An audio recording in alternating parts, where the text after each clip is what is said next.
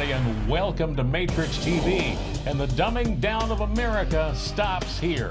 Coming up in a few minutes is first-time guest Ron Garner. Ron is a documentary filmmaker and co-owner of the original UFO Enigma Museum in Roswell, New Mexico. You know, a recent poll shows that a majority of the American people believe that they have been deceived by their own government in the best-kept secret of all time, tangible proof of the existence of life forms from other parts of the universe visiting Earth and carrying out operations beyond our control.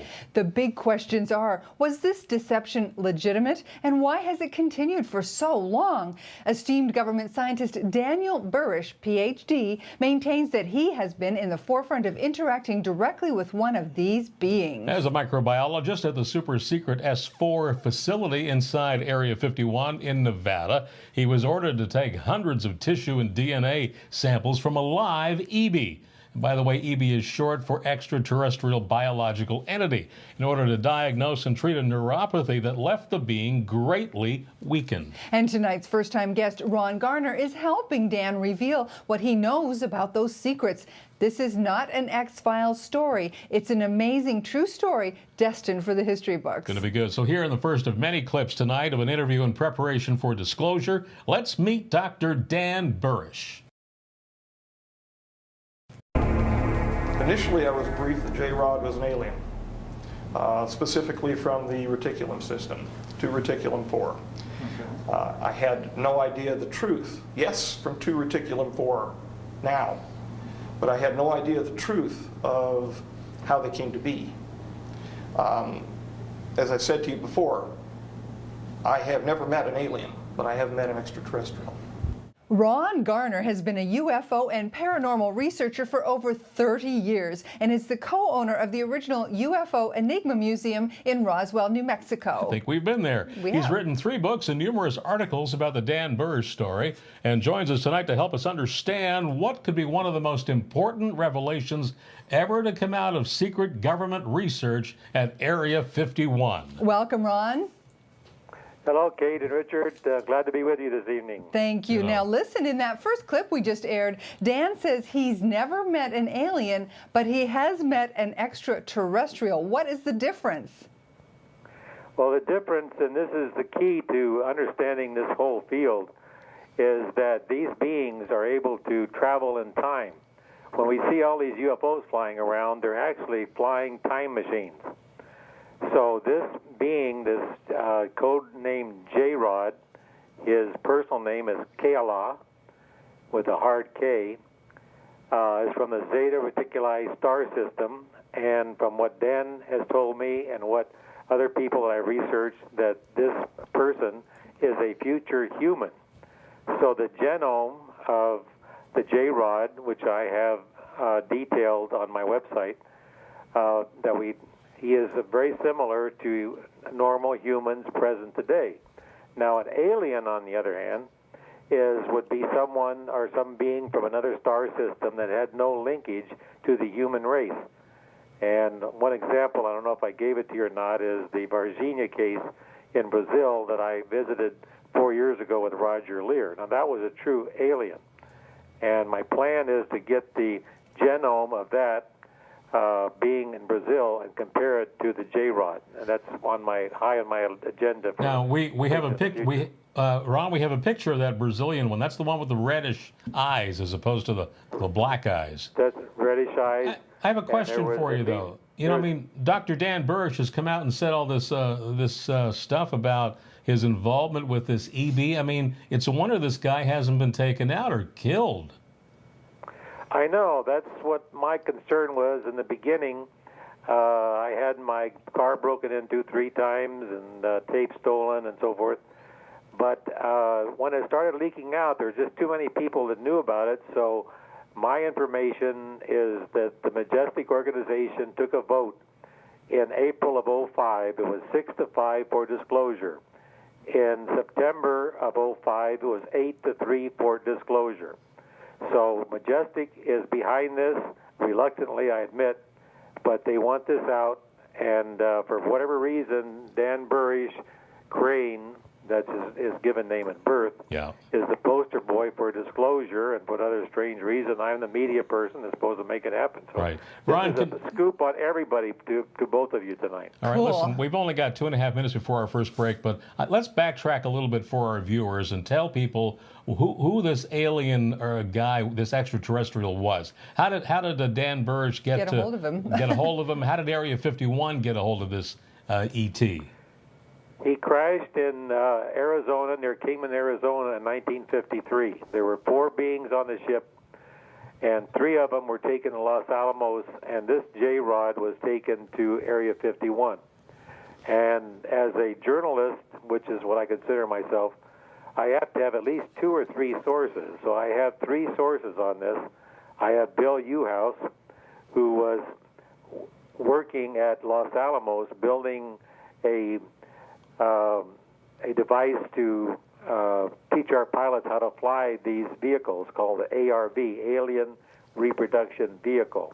I've interviewed him and his family in depth, and he said that we have these, that the 3 were taken to Los Alamos and 1 was taken to Area 51. They had to take it to a back road across a bridge because the UFO could not be tipped, so they had to put it on a flatbed truck and take it across the Colorado River, So way into Area 51. Okay, so it went into to Area 51 now. How long ago was this? How did 1953. 1953? How did Dan get involved in this, though? Well, he was brought into it formally in 1991. They were testing him and teaching him microbiology because they identified him when he was just a child. Now, this is a big part of the story that most people don't understand, is that the ET people, because they are time travelers, they can see the past and the future. Now, they have a device that they've given us that our military right now is using right now in Iraq and Afghanistan. This is my personal opinion, but it's very well informed. They can see with this device, it's called the Yellow Book, they can see the past and the future. So they can see that this young man, I met Dan when he was only 38 years old, 8 years ago, and they recognized that he had the talent because he was abducted, taken aboard the ship when he was 9 years old, right here in Southern California, near Whittier and Lakewood. He was taken on board the ship, and the J-Rod that he was eventually going to meet 20-some years later was on board the ship when he was taken from that ballpark when he was playing ball with his grandfather. Yeah. Wow, that's when he was 9 amazing. years old. So that they knew back then that because they were in the future. Amazing. We're going to have to take a break, Ron. When we come back, we have another clip and we'll learn what was wrong with this poor J-Rod. We'll be right back.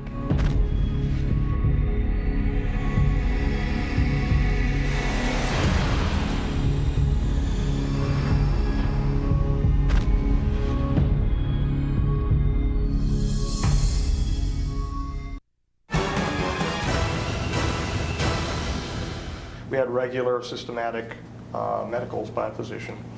Following that, we would be suited, we would be catheterized, plugged,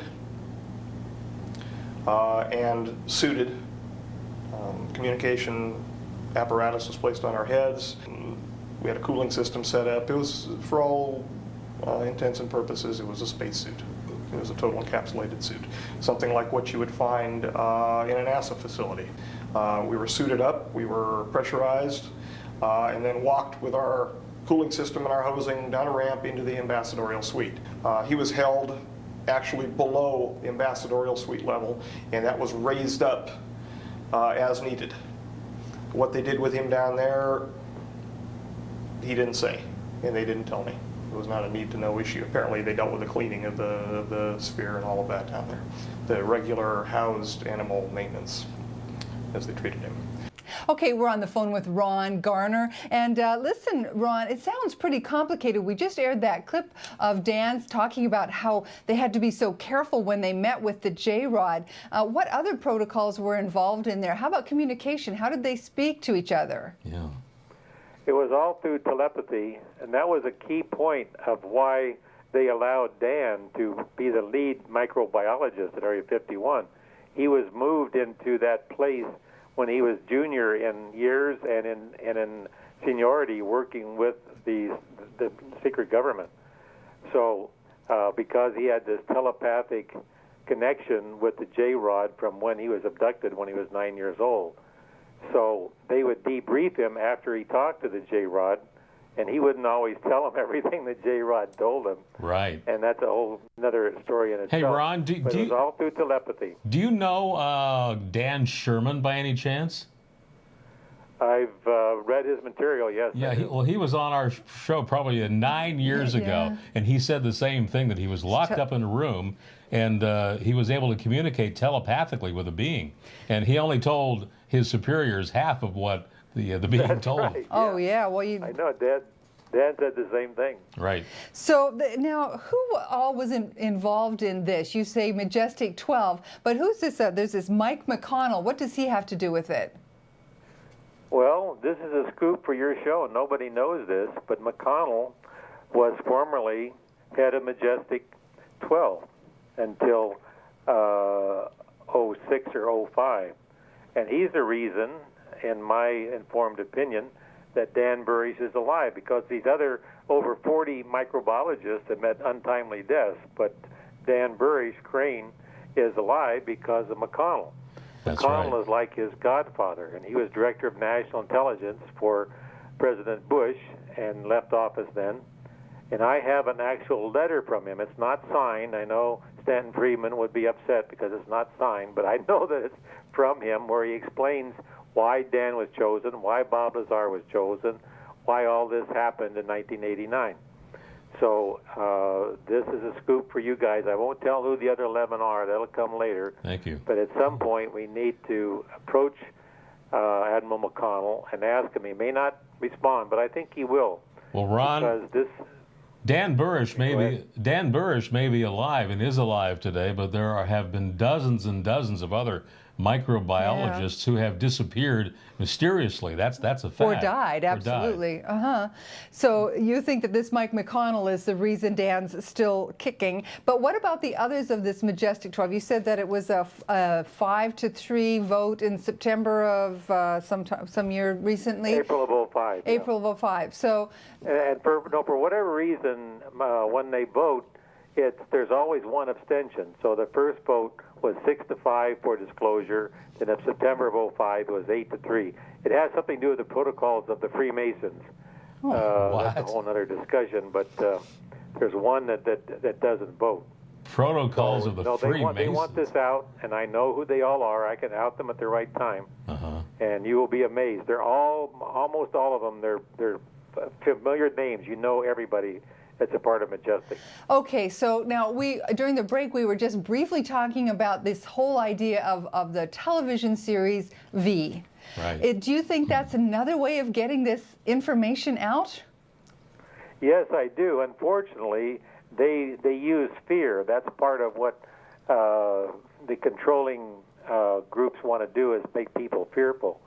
I think about 80% of the extraterrestrials are just fine, and they're here to help us. There's maybe 15, 20% that are not so good, but they're not so evil as depicted in V last night. Yeah, that's a terrible, scary concept that they have there, and they get into vaccines and everything else there.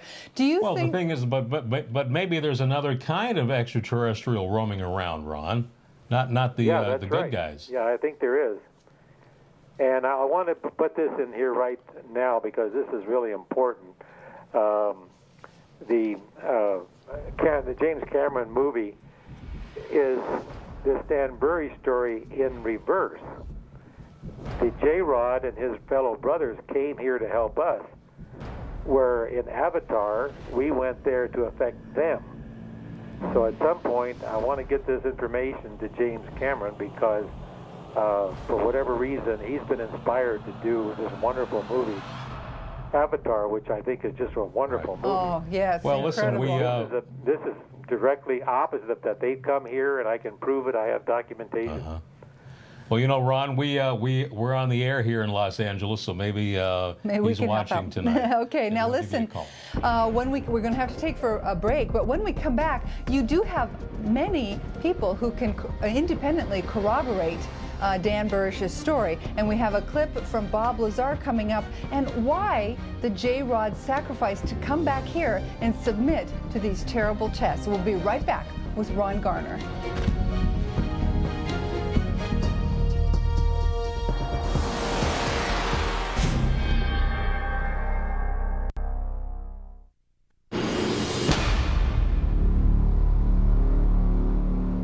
It's a sloped building that's up against the side of a mountain.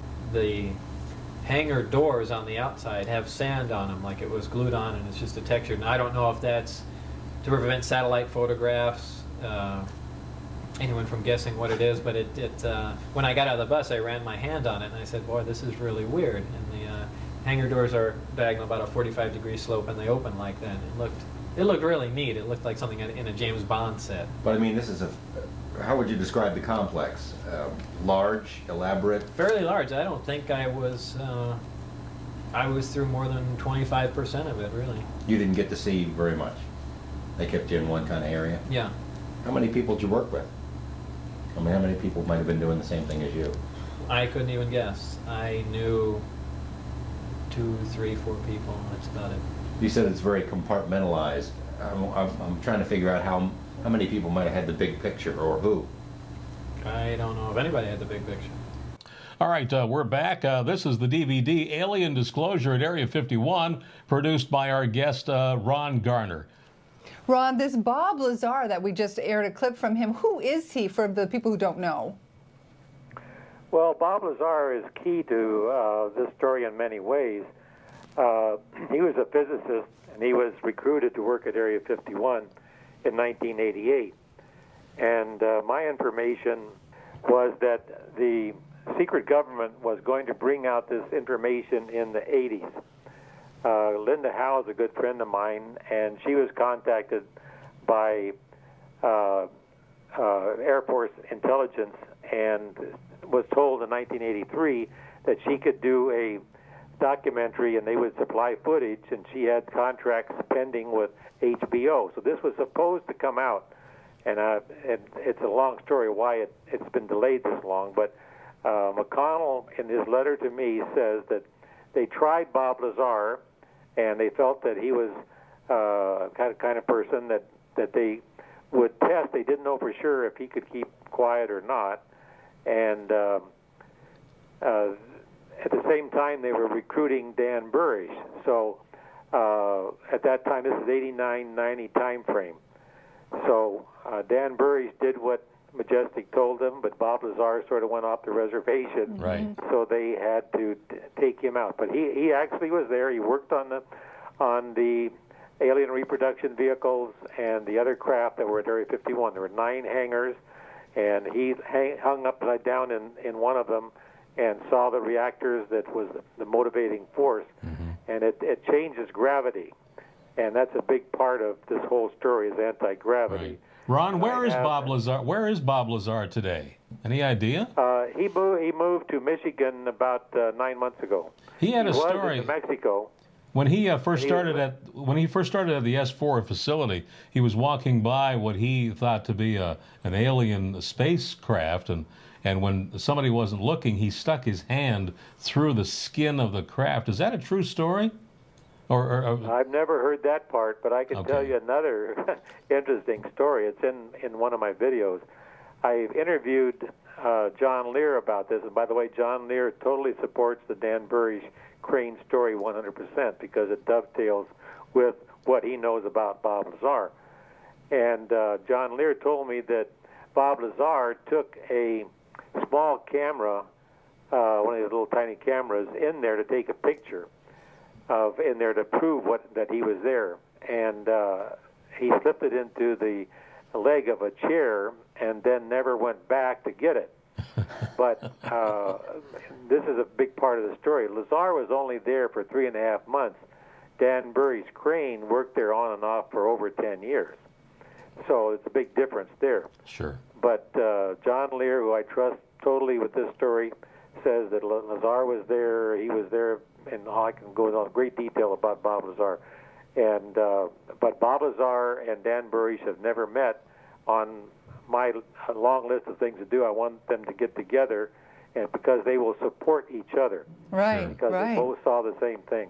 Now, the clip we aired was from an interview that George Knapp from Las Vegas's KLAS, that he did an interview, and it seems that George pretty well supported and got behind Bob's story, but for some reason there's a difference with the Dan Burch story. What's that? Well, I can tell you what happened there. That goes back to what I was saying when Dan Crane at that time organized what they call Horizon 90 in Las Vegas, and even had Carl Sagan come, because Carl Sagan was a part of Majestic, not the formal Majestic, but some of the subset of Majestic. And when Dan organized this, he was there, and the story about Bob Lazar had come out, but the Dan Crane story had not come out. So someone on the inside leaked the information to George Knapp that Dan Crane had the same experience as Bob Lazar. So when George Knapp came to that meeting, he met Dan in the hallway or something and asked him, and then Dan was evasive and told a little fib, and well, I didn't, and so on and so forth. So that put George Knapp, bent him out of shape, rubbed him the wrong way. So now there's a difference forever. Dan Crane's ex-wife made some nasty things said some nasty things about George on the internet, and it went downhill from there. Got it. Ron, I talked to George. We have to take a break, George Ron. has been a guest on this show and a great guy. We need to get to a commercial break. Here's the DVD Alien Disclosure at Area 51. Our guest is Ron Garner. When we come back, more from the super secret installation at Area 51 and why the extraterrestrial was so sad.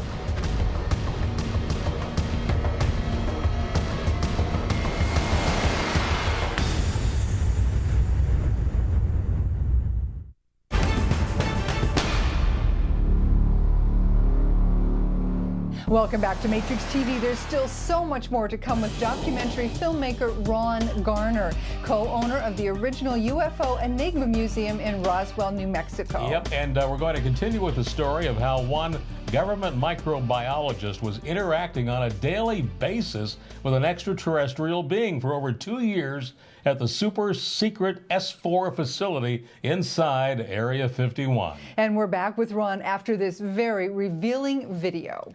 He was hunched over most of the time, could not support himself fully, given muscular atrophy. And that had to do with the peripheral neuropathy which he was suffering. So he would grunt and move toward me almost in a flopping fashion. Feet were large in comparison to what we would say our feet would be. How many toes? He was unclothed, 4. 4. And he was unclothed, which bothered him. He wanted to wear clothing. Called himself captive, and justifiably so. So, Ron, why was the extraterrestrial J-Rod so sad? Well, he was sad because he missed his wife and family, his mother-in-law and his child that was back on Zeta Reticuli. Well, now, there's something you just don't think about. Really? Yeah. He was sad because he missed his family, as we would be. Sure, we would too, of course. And he was sick. What exactly was wrong with him? Dan says something about a neuropathy. What exactly was going on? Neuropathy, the disease. It's a painful disease. A friend of mine has had it and told me how painful it is. And what this part of this story, and this gets a little arcane, but I'll try and do it briefly, is that when they make an adjustment, coming back here and making an adjustment, in this case to the genome, then that helps heal us in the future. Because if this had been healed, then in a different timeline, then we will not get this disease in the future. Right. So in a sense, the J-Rod is a sacrificial lamb. He came here voluntarily to have this genome changed. Now, Danny and his microbiologist friends did not completely heal it, but they did heal it somewhat. So that will affect the timeline. That is so bizarre to me. It's one of those things That's where you really just, bizarre. when you go back in time, and if you do affect that, though, what else are you messing with, you know? Well, that's what Danny he calls it, and it's a formal name, convergent timeline paradox. Well, you know, we're talking here on the phone now in March of 2010, but there's another part of us that's in another parallel universe. So I know this is hard to understand, but on Coast to Coast last month, this Anderson Institute, your listeners or viewers should check that out, in New Mexico, has a device which is very similar to what I mentioned earlier in this interview, that you can go there and you can see the future and the past. You can dial the future and the past right now if you go to the Anderson Institute in northern New Mexico. Wow. So, Ron, do you believe that we in parallel universes? Do you think they really exist? Absolutely. I do too. That's what a deja vu experience is. If you've ever experienced Many deja vu, times. that's a time slip. Yes. And you're seeing something that just happened or that will happen. It can go either way. So I wonder if we, in fact, are living ourselves in another parallel universe. Yeah, sure we are. I think that's a strong possibility, yes, that we have multiple selves. And another thing that happens that most people hear about, especially on Coast to Coast and paranormal things, George Knapp's Skinwalker Ranch, if you know about that story. Yeah, we had sure him do, on the yeah. show. Uh-huh. So he was talking about how these beings were coming and going. They had cameras. Whenever they would focus the camera in a certain direction, then whatever the paranormal event would be on the opposite side of the camera. So they had consciousness. Sure. And you have the Mothman prophecies. You have Bigfoot. You have all these other beings and that from other dimensions that slip over from time to time. That's why they can never actually get a hold of one. Right. Brad Steiger's a good friend of mine. He's written many books about this. So Yeah, we had Brad on the show a long time ago. Now, we have a picture. First of all, okay, you go ahead, Kate. We have a sketch here of the J-Rod, and it looks like he's attacking Dan, but that wasn't really what happened. What was going on there? Yeah, what was happening, Dan had been visiting the J-Rod, taking these tissue samples for 2 years, 94 and 95. At the end of 95, for the first time in 2 years, the J-Rod, in kind of a joke, made a move toward Danny in his totally encapsulated suit. This surprised Danny. He stepped back, caught his heel, and fell back on his backpack. And the J-Rod sort of loped over there and crawled. He didn't jump on him. He crawled up on his chest, looked deeply into his eyes, and downloaded all of this information into him, which is what I have 100 hours of video of him explaining all this information that the J-Rod downloaded into him. What kind of information are we talking about? Thing, but Danny had two modes of communication. One was to the security and one was to the scientist. So he was saying no, no, no to the scientists because they could ramp up the pressure in the clean sphere and hurt the J-Rod, Oh, no. but they thought he was saying no, no, no to the J-Rod. So they had to get other people suited up. It took them a half an hour to get suited up, the other microbiologists, to get in and drag Dan out. So you said that the J-Rod was... for about 24 hours after that. Ron, you said that the J-Rod was downloading information to Dan Burch. Did we ever know what kind of information or what the information was? Yes, he wrote a whole book about it, about Mars, and that's where we're going, to Mars. I know Obama doesn't want to, but we're going there, whatever Obama says, and we're going to have set up colonies on Mars. And so Dan wrote a whole book about it in 1996, and that's why he was censured for his PhD. He got his PhD in SUNY, New York, and people that I know called there and said, yes, he graduated. Yeah. But when he published this book that the Majestic didn't like, they had his PhD erased from SUNY. But I have other documentation that proves that he does have a PhD. All right, Ron, stand by with us. Our guest tonight is Ron Garner. When we come back, more corroboration about the super secret installations throughout the United States. Be right back.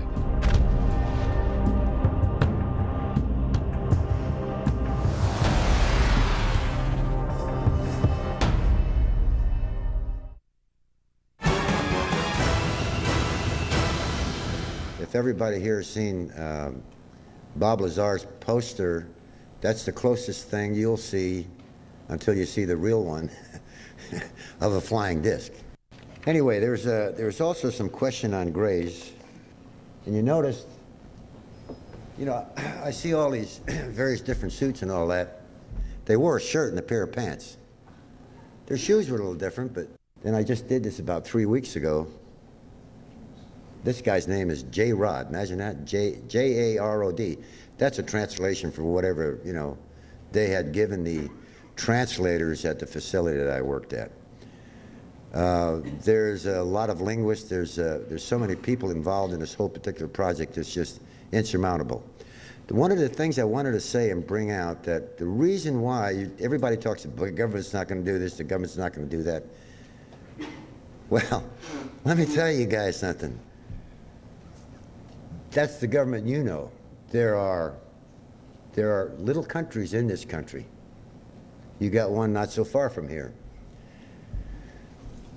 It's part of Area 51, but a portion of that facility is a separate country, and that is not the government. That's a separate entity in its own. Okay, we're back with Ron. Listen, we just aired this clip from this Bill U House, and you mentioned him earlier on in the interview, but what did he do? What did he exactly do? Was he at Area 51 or only in New Mexico? Oh, no, he was at Area 51. Oh. And I'd interviewed his son, Will U House, for 4 hours. And Bill just passed away May of last year. And I'm told that his son got a cache of information from his father that he will share at the right time. Well, Bill U House, I first met him at a conference, UFO conference in Las Vegas in '93, and then other people that I know interviewed him. I have about 3 or 4 hours of video and audio of him. You played some of it there. Mm-hmm. But he was a Marine pilot in World War II. Then he worked at Wright-Patterson Air Force Base. And then they recruited him and they wanted us to work with the extraterrestrial people. And he tells in my video how, and this is just pure logic, that he was tested to see if he could deal with working with extraterrestrial people. A lot of people can't. And that's another big story that ufology doesn't understand, that the one of the reasons for disclosure is the ET people are fed up with talking to second and third tier people. The really sharp scientists, Dan's an exception, but the really sharp scientists are not going to work in those conditions of secrecy. Yeah. And no matter how much they get paid. So Bill U House, they tested him, and he passed the test with flying colors. He says it on my video. So he was able to work with the extraterrestrial. And the extraterrestrial was an engineer. He was, when they were building the simulator to teach our pilots how to fly the UFOs, Bill U House would ask the ET scientist, where does this go? What's the calculation? And the ET person, the engineer ET person, would say, no, do it this way and do it that way. Amazing. That is just too incredible. What really got me about Bill's clip was that he says there are separate countries. Yeah, this is fascinating. Within the country. What does that mean? You mean within our country? Well, in our country, at Area 51, it's a separate country. It's just like an Indian reservation. Oh, okay. They don't go by our laws. That's why the president can't go there. That's why in the movie Independence Day, I don't know if you knew the backstory on Independence Day, when they first talked to the military and Air Force about doing, oh, yeah, we'll help you. But when they said they were going to have Area 51, the Army cut everything, so the people that made Independence Day had to use National Guard troops instead of the Army. They wouldn't cooperate because that's super secret, Area 51. That's why my site, Area 51 disclosure, is so important, because I'm going to explore all these things that nobody knows about. So you're saying that Area 51... I'm still here and still standing, and you guys will know a lot more than anybody else. Ron, so you're saying that Area 51 is a separate country within the United States? Part of it is, and that's why they can get away with. Right. That's why they can get away with burning waste and doing testing. That's probably why. Now, Richard wanted to get to a question about the J-Rod. Right. I need to ask you this. So we've been talking about the J-Rod and how it interacted with Dan and downloaded information to him. Is the J-Rod still there at the facility, or what happened to him? No. They allowed him to go back home in 2003. And through a certain portal that was in the area of Egypt. I can't go into more detail now. Right. But the Stargate, that's why my company is called Stargate, because that's what I've been told, that we're all going to be going through these Stargates at some point or another. And the movie was based on pretty much a true thing, and we know how to open these Stargates. Wow. I want to get one other quick thing in here. Yeah. A few years ago, I talked to some very high-level people in the Air Force and other insiders, and I said, well, what percentage of all these sightings are ours, and what percentage are theirs? And all three people who didn't know each other, they said it's about 70+% are ours. Wow. Now, I would have never thought that. I thought it would be the opposite. Yeah. These people are very high level. So a lot of these sightings are our pilots, Right. Flying around. Now, whatever, and there's some other pilots, especially from Germany, and that's a whole another discussion about paperclips. Ron, hang on with us. We have to save for another show. We have one final commercial break. When we come back, are there dire messages that we should be paying attention to? And what does it have to do with any coming events in 2012? Be right back with Ron Garner.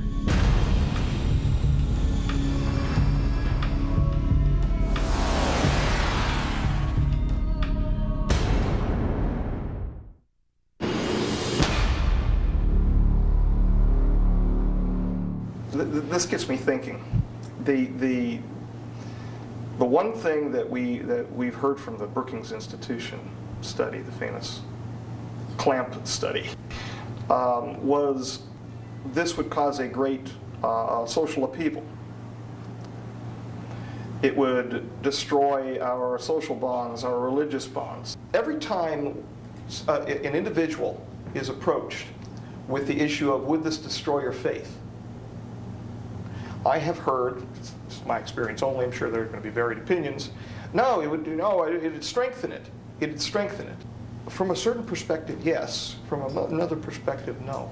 The Brookings Institution was correct on a certain level. Suspend disbelief for a moment and walk with the idea that this is real, that the ruins that are present on the moon and on Mars, the ancient temples, were in fact, and are in fact, the gifts of our own progeny. And we're back with Ron Garner. Ron, we just had a kind of a poignant clip there from Dan. What is going on in terms of the future? Did he learn something from the J-Rod that we need to be concerned about? Yes, it's something that we need to be concerned about, but especially on a spiritual level. Because what Dan explained to me on my camera is that in 2012, our solar system passes through the plane of the galactic plane. It's like a hobby horse. It's going up and down. And when it passes that plane, it has something to do with, not radiation per se, but it has something to do with our spirituality. And we need to get more meditation. I meditate my whole life. And we need to develop our spirituality. If we don't, then some of us split off and become J-Rods. Another group splits off and becomes the Orions, which are the blonde, blue-eyed ones that a lot of people know about. And there's some subsets of those. But the key element in 2012, and it's not 2012 on December, it could be a little before that or it could be after that. Danny says that that has been moved back to 2015 now. And some other sources say it's 20-something. But I think 15, 16 is more of a critical time than 12, from my information. So we need to get our act together spiritually. That's the key. That's what the J-Rod and what these other beings have told our secret government. We have to develop ourselves and love and peace and take care of each other. That's what it's all about. Well, we've been trying. Now, one question also, we were talking during the break about these secret little countries within the bases. What is it about the guards? Yeah, the difference is that Area 51 proper is a military base, but 10 miles southwest is S4. That's where all the hot stuff, the super secret stuff, that's where Dan Burch was, that's where Bill Uhouse was, that's where, all of the super secret things were. Yeah. Right. Now, that's the part in my humble, informed opinion, is what they're talking about is a secret country on its own. It has its own laws. I think that there may even be an administrative building built into the mountain, Papoose Mountain there, where you have ET sitting around watching computers. Oh, jeez. I don't know that's so hard for the mind. No, just that reminds me of MIB. I mean, it's probably just like that. Okay, where would you like to see this go, Ron? What can people do if they're interested in this? Do you want to make a movie or what? Yeah, I want to make a feature film, on a par with what James Cameron's done, and I think that this is something that can be done. I'm having a meeting with Jesse Ventura next week, and other people in Hollywood have this story at low levels. It hasn't been developed yet. Right. Well, that's the goal. It's going to be the biggest story in history. I mean, this is. I agree with you. I agree as well. I agree. Ron, we need to say goodnight. Give us your website, your new website, quickly.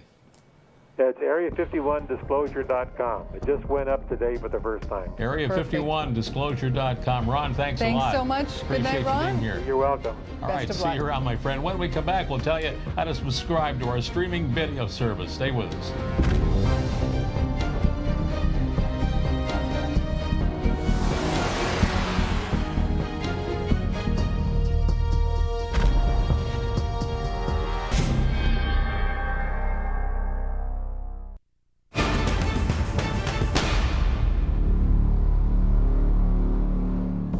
Okay, that's it for us tonight. Remember that Matrix TV airs in the UK every Friday night at 7 p.m. on Edge and Sunday nights at 9 p.m.